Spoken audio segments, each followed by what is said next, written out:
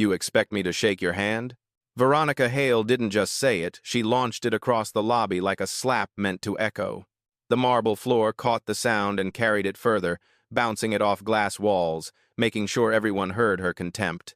Darius Cole's hand hung in midair, steady, polite, offered without pride or demand. But in that frozen moment, framed by the bright lobby lights, it looked like the loneliest hand in the world. Behind Veronica, a cluster of junior staff exchanged amused glances. One of them snorted under her breath. Another folded his arms, smirking as if he were watching a low-budget comedy unfold for free. Their eyes all said the same thing: he doesn't belong here. Veronica tilted her head, a sharp smile slicing across her face. I don't shake hands with people who wander into executive spaces hoping for attention. 24. The room shifted, not loud, not chaotic, but the energy warped, tightening around Darius like an invisible rope. The interns glued to their screens suddenly looked up. Managers paused mid-sentence. Someone near the elevator actually stopped walking. Darius didn't react, didn't drop his hand, didn't blink. He simply stood there, calm in a storm, only he refused to acknowledge. The posture of a man who had been here before in different buildings, under different ceilings, with different faces delivering the same message. Before this lobby falls completely silent, one thing needs to be said. Before we continue, where are you watching from? Drop your city or country in the comments below. And if you believe in dignity and justice, hit like and subscribe. These stories spark change, and we're glad you're here. Now, back to Darius. Veronica stepped closer, lowering her voice but sharpening every word. Next time, know your place before you try something embarrassing. A ripple of laughter followed, soft but cruel. Darius finally lowered his hand, not in defeat, but in calculation. His eyes drifted across the room, noting every grin, every raised eyebrow, every silent witness reaching their own conclusion about him. He inhaled once. Slow, measured. Because he knew something no one else here did. He wasn't the one out of place. He was the one testing the room, and the room had just failed. The marble lobby buzzed quietly, unaware that this moment, this insult would be the one they wished they could take back. Because in less than an hour, the man they mocked would control every deal Veronica thought she owned. But for now, he said nothing. He didn't need to. The story had already begun. Darius didn't move. Not when the laughter faded. Not when the interns exchanged one more smug glance. He simply let the air settle around him, thick, charged, almost metallic, as if the whole lobby were holding its breath. To anyone watching, he looked ordinary. A man in a dark polo, tailored but understated. Shoes clean but not loud. Posture relaxed, almost humble. Nothing about him screamed power. And that was the point. Because Darius Cole had walked into 100 rooms like this. Rooms where the glass gleamed, the suits sharpened, and the people inside decided who mattered before anyone spoke. Rooms where silence was interpreted as weakness instead of discipline. Rooms where men who looked like him were mistaken for assistants, delivery drivers, or guests needing directions. But this morning, he hadn't come for recognition. He had come to observe. He studied Veronica the way a surgeon studies a pulse, measuring, not reacting. The way she tilted her chin too high. The way her fingers tapped the tablet screen like she owned the building down to its bricks. The way the employees mirrored her disdain, as if her approval were oxygen. He caught the smallest detail. One intern on the left, Emma, wasn't laughing. She wasn't smiling either. Her eyes flicked between Veronica and Darius like someone piecing together a puzzle no one else realized was on the table. Interesting. A soft vibration in his pocket pulsed once a reminder. 9:40 a.m. The board was waiting for his preliminary assessment report. They believed he'd walk the corporate halls unnoticed, gather impressions, understand the culture before the acquisition moved forward. And now, he had deeper insights than any dossier could deliver. Behind Veronica, a manager whispered, not quietly enough. Why do they even let walk-ins near executive floors? Darius didn't react. Instead, he let his gaze sweep across the polished lobby, tracing the lines of power drawn invisibly between departments, desks, and faces. Every company revealed itself in the first 5 minutes. This one? It had revealed itself in 30 seconds. He let his breath settle slow, unhurried the way a man breathes when he knows the ending long before anyone else senses a story has even begun. Quiet, grounded, unshakable. The kind of quiet that made people underestimate him. The kind of quiet that would cost them. The lobby didn't calm, it tightened. Like every sound, every footstep, every breath, shifted into a frequency designed to isolate him. A supervisor in a slate-gray suit stepped forward, arms crossed, chin lifting with manufactured authority. "Veronica, do you need me to remove him?" He didn't whisper. He projected loud enough for the whole floor to absorb the insult. A ripple of snickers moved through the cluster of employees behind her. Someone murmured, "He's probably here for an entry-level pitch." Another replied, "Or a walk-in tour. Happens all the time." Darius remained still. Veronica glanced over her shoulder, relishing the attention. "He approached me pretending to schedule a meeting. Cute, but we don't waste executive time on improvised ambition." A couple of interns laughed harder at that one, actually covered his mouth as if trying to hide his grin but failing miserably. The air grew heavier, not from noise but from the ease with which the room gave itself permission to look down on him. A receptionist near the front desk typed something furiously into her system. After a few seconds, she called out, "No appointment under his name, nothing on today's executive roster." The tone said, "Gotcha, not here's an error." Of course, she found nothing. Darius had purposely used no credentials, no notice, no executive tag. He wanted to see how they handled someone without a title shielding him.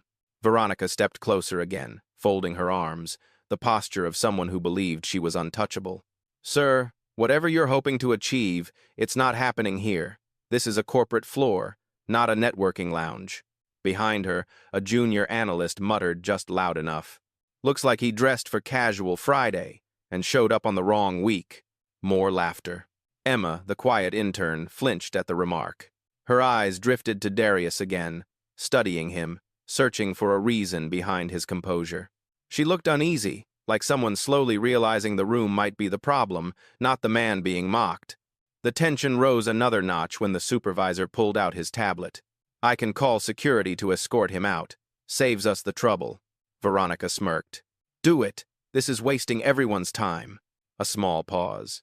A beat of silence that felt almost intentional. Darius didn't react, didn't raise his voice, didn't defend himself. And that, more than anything he could say, irritated them. People who rely on intimidation hate the ones they cannot shake.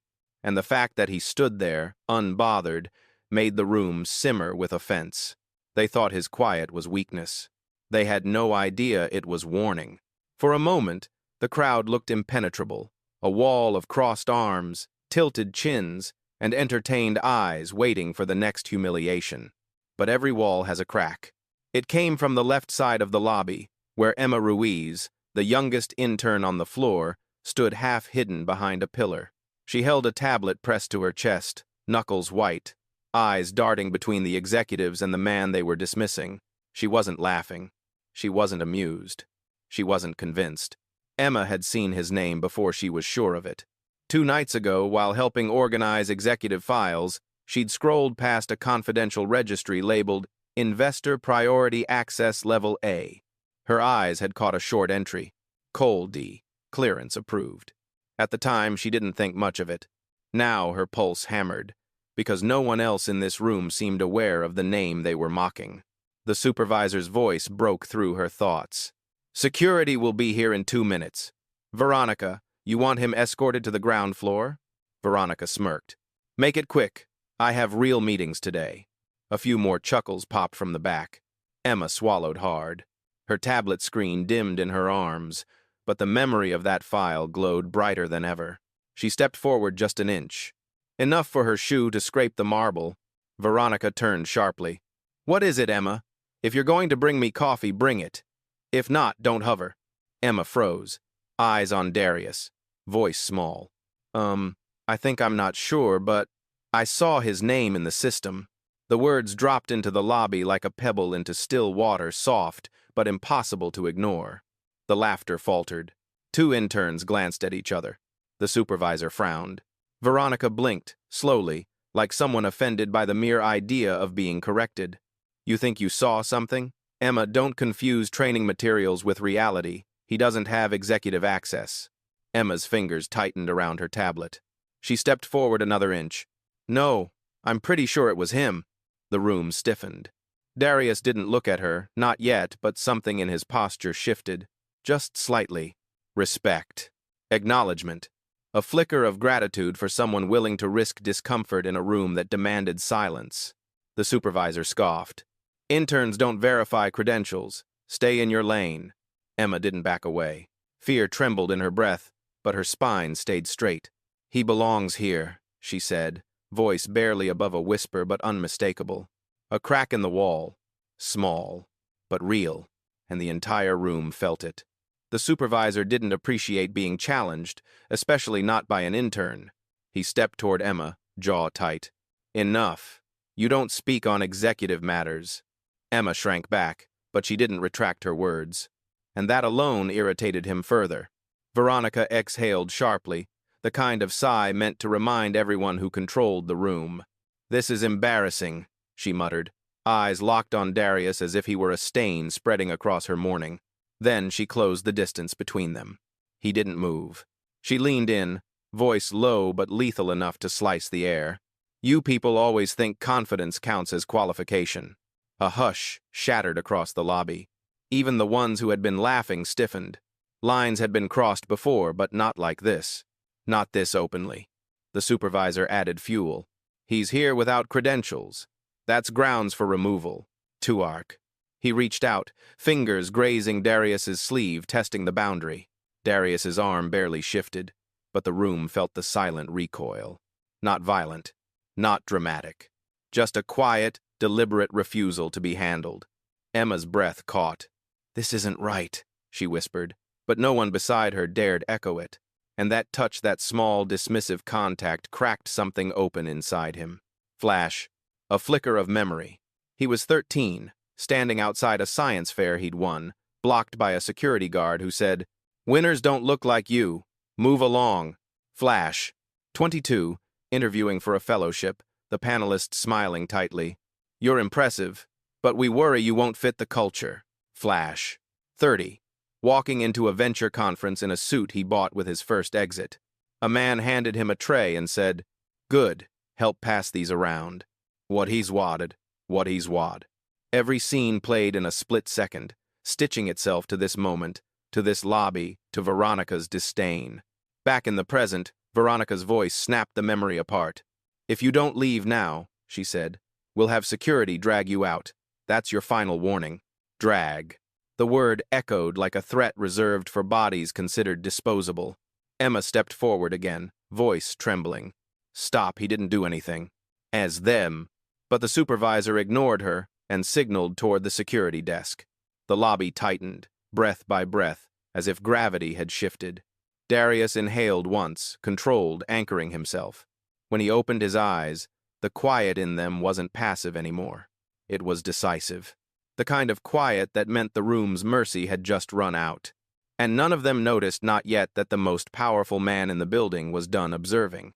Security began moving from the far end of the lobby, slow, deliberate steps, the kind taken by people convinced they're on the right side of authority. Veronica folded her arms, satisfied. "This will be over in 60 seconds, she said. But Darius finally shifted. Not much. Not dramatically. Just enough for the room to feel the axis tilt. He reached into his pocket and pulled out his phone, steady, silent, surgical. No panic. No urgency. Just purpose. He tapped one button. "Nia," he said calmly. "Initiate corporate protocol." The words were soft, but the room reacted like he detonated something under the floor. A pause crackled through the air. Then a voice came through his earpiece, clear, composed, unmistakably professional. "Protocol confirmed, Mr. Cole. The board is standing by. Live monitoring activated." Emma's eyes widened. The supervisor blinked. Even Veronica's confident smirk faltered. Just for a fraction of a second, a hairline fracture in porcelain. Darius slipped the phone back into his pocket as if nothing extraordinary had occurred. But the lobby's energy shifted, subtle yet seismic. A second notification chimed aloud from the receptionist's desk. Her screen flashed a red banner. "Priority access Override investor channel engaged. She froze. So did the people behind her. What is that? She whispered. Darius didn't answer.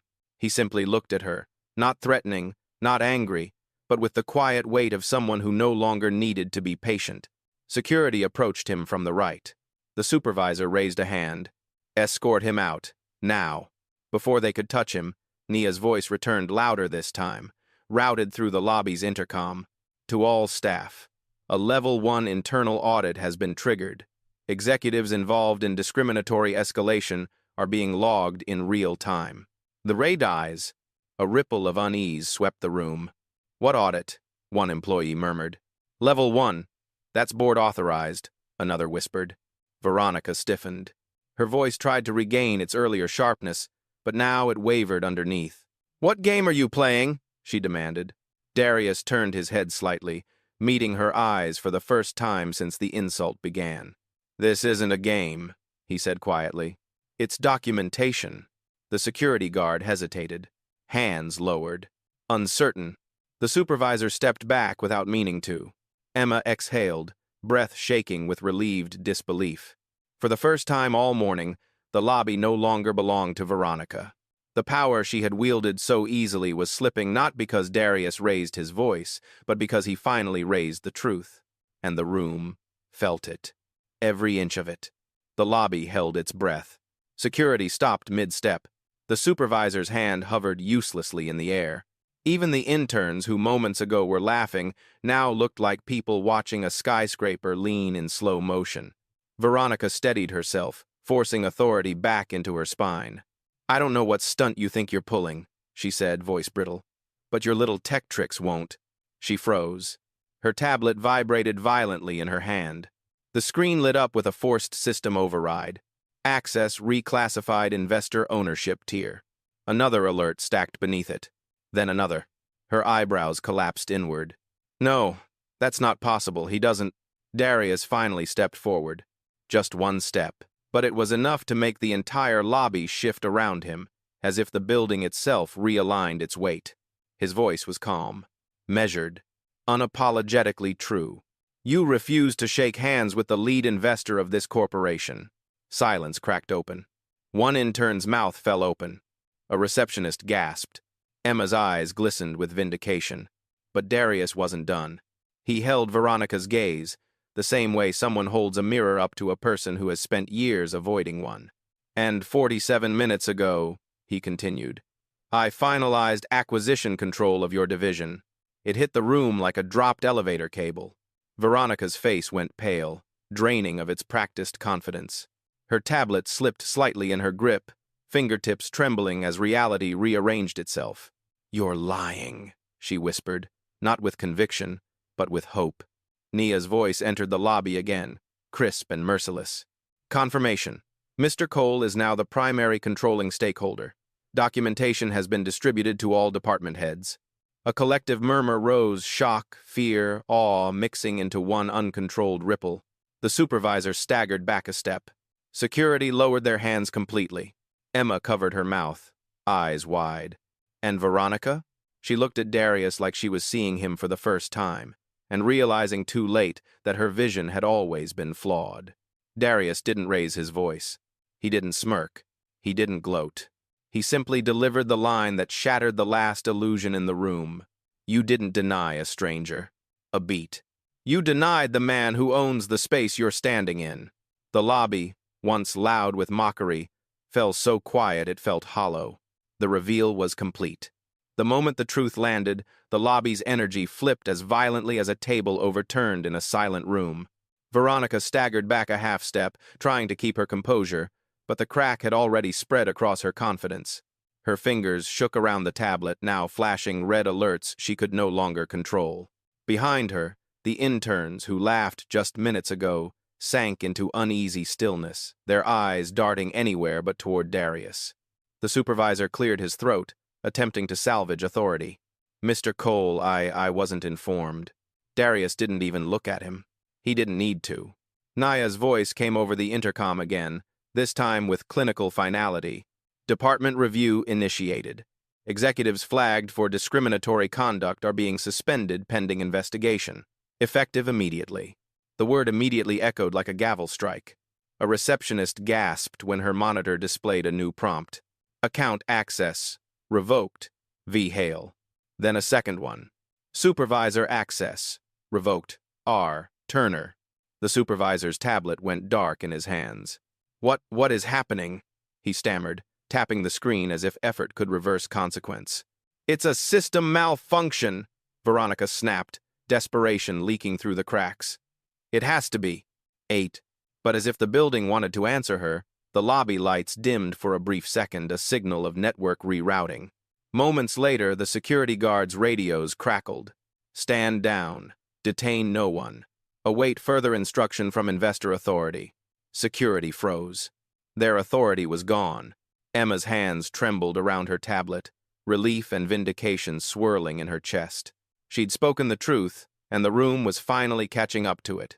Darius stepped forward again, calm as a slow tide reclaiming shore. He looked at Veronica not with anger, but with finality. You escalated a situation you never bothered to understand, he said quietly. And you weaponized your position to humiliate someone you believed had none. Veronica's voice cracked. This isn't fair. I didn't know who you were. Darius held her gaze. You didn't need to know who I was to treat me with dignity. The line hit the room harder than any reveal. One of the interns lowered his head. Another stepped back, face flushed, realizing how wrongly he had played along. Emma took a step closer to Darius, almost instinctively, not physically beside him, but morally. Nia's voice returned one last time. Mr. Cole, the board requests confirmation. Shall suspension proceed or be escalated to termination review? The lobby stilled. Everyone knew the answer would define the rest of their careers. Darius didn't raise his voice. He didn't hurry. He simply exhaled the kind of breath a man takes when justice is no longer abstract. Proceed, he said. Veronica's knees nearly buckled. The collapse was complete. The lobby had fallen into a silence so absolute it felt structural, like the beams above were holding their breath. Veronica stood frozen, her badge blinking red, her authority evaporating strand by strand. The supervisor stared at his dark tablet as if it were a lifeline cut mid-signal. The interns who once laughed now hovered in the background, smaller than they had ever felt in this building. Only Darius moved. Not with triumph, not with vengeance, but with a calm so steady it unsettled the entire room more than any raised voice ever could. He walked past Veronica, slow, deliberate, until he reached the center of the lobby, the place where she had humiliated him minutes earlier. He turned back. Every eye lifted to him as if gravity had rewritten itself. Security stood at attention. Employees straightened unconsciously. Emma, breath held, watched with the quiet pride of someone who had chosen truth before it was convenient. Darius took in the room. The marble. The glass. The 100 tiny reflections of faces that had misread him, and when he finally spoke, his voice didn't soar. It landed. Power isn't proven by volume, he said softly. It's proven by how you treat people when you think no one's watching. The words hit with the weight of a verdict. He stepped closer to Veronica without malice, without a raised hand, without anything but irrefutable truth. You didn't fail because you insulted me. It was Everda's a beat. You failed because you believed you were safe doing it. A ripple moved through the staff recognition. Regret. Awakening. He turned to Emma, offering a small nod. Courage counts. Your voice today mattered. Emma swallowed hard, stunned. Thank you, sir. Finally, Darius looked toward the security team. Escort them out professionally, he said, motioning toward Veronica and the supervisor. No humiliation. No spectacle. Let the discipline come from the facts, not from the noise. It was the opposite of what they'd done to him by design, by principle. Veronica closed her eyes, defeated not by force but by truth. As security guided them away, Darius faced the room one last time. The lobby waited. He delivered the final line, the one that would echo long after the doors closed behind him. I don't raise my voice. I raise the standard. Then he walked toward the elevator, calm and unhurried. No applause. No cheers. Just a profound shift in the air, as if the building itself understood it had witnessed something that would reshape it forever. Justice didn't need noise. It just needed him. The elevator doors slid shut behind Darius with a muted thud, sealing the moment like the final page of a chapter no one in the lobby would ever forget. But the story didn't end there. Up on the 34th floor, the executive suite stirred with a quiet unrest. Emails pinged. Access logs refreshed. Board members joined a secured conference line, their voices hushed but urgent. In the lobby below, the shock had calcified into something heavier reflection. Emma watched the last of the disciplinary escorts disappear around a corner. Her tablet vibrated with a new notification. Promotion in progress. Meeting scheduled with investor, 2 p.m. Her breath caught. Not because she'd expected it, but because the moment validated what she already knew. Silence protects power. Speaking breaks it. Employees noticed her differently now, some with respect, some with unease, all with the recognition that she had stood on the right side of a line most people pretend doesn't exist. Meanwhile, the former supervisor sat in a quiet corner of the lobby, head in his hands, stripped of the arrogance that had fueled his every word. He wasn't thinking about discrimination or dignity.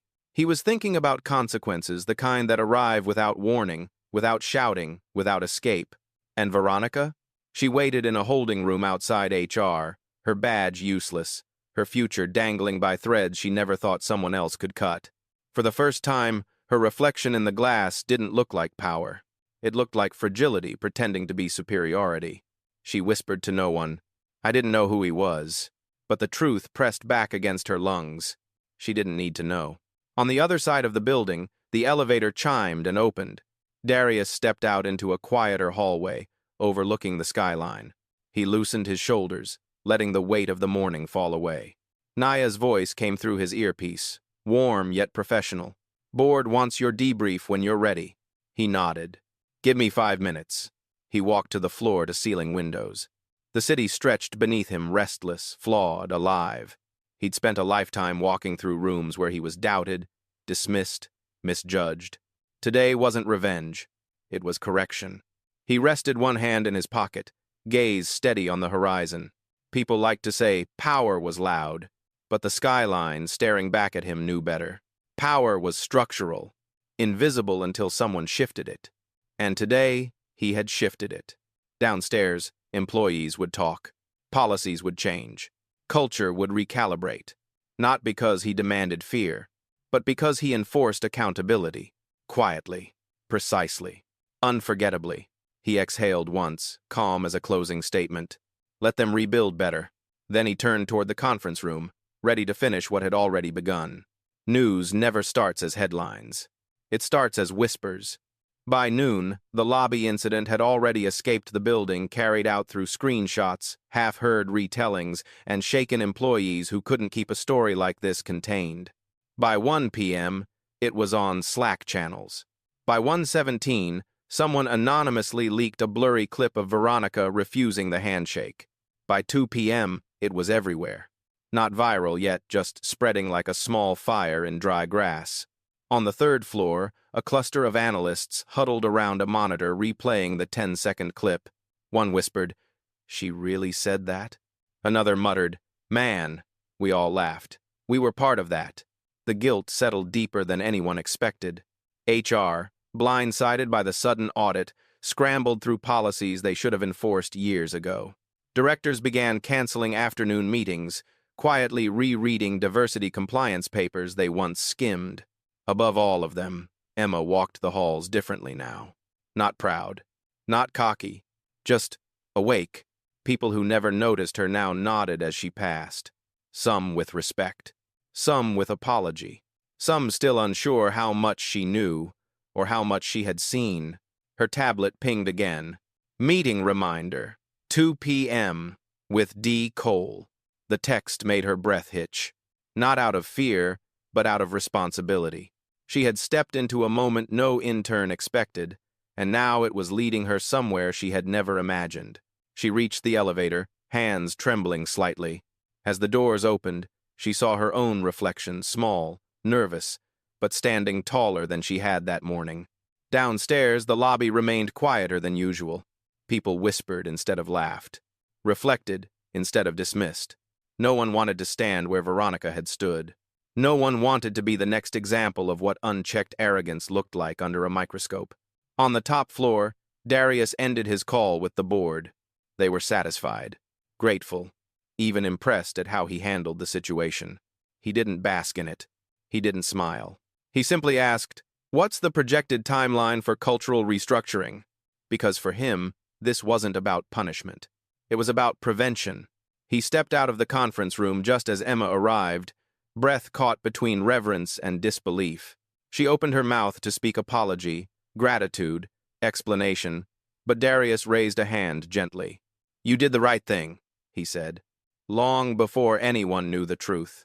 Her shoulders loosened, as if permission had been given to breathe again. And throughout the building, an undeniable understanding settled. What happened in the lobby wasn't just an incident. It was a shift, a recalibration, a reminder that dignity is not optional, not negotiable, not dependent on title or ignorance.